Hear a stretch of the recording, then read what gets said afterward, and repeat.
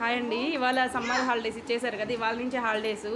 మా పిల్లల్ని daily 1 hour ఇలా కూర్చోబెట్టి రాపిమని చెప్పారు మా వారు కూడా. నేను కూడా అందుకే అందరికి ఫస్ట్ నుంచి బేస్ నుంచి మొదలు పెడుతున్నాను. ఇవాళే స్టార్ట్ డే 1 అనమాట. రేపు చూడాలి డే 2 డే 3 వరకు కూడా ఇది కంటిన్యూ అవద్దా లేదో చూడాలి.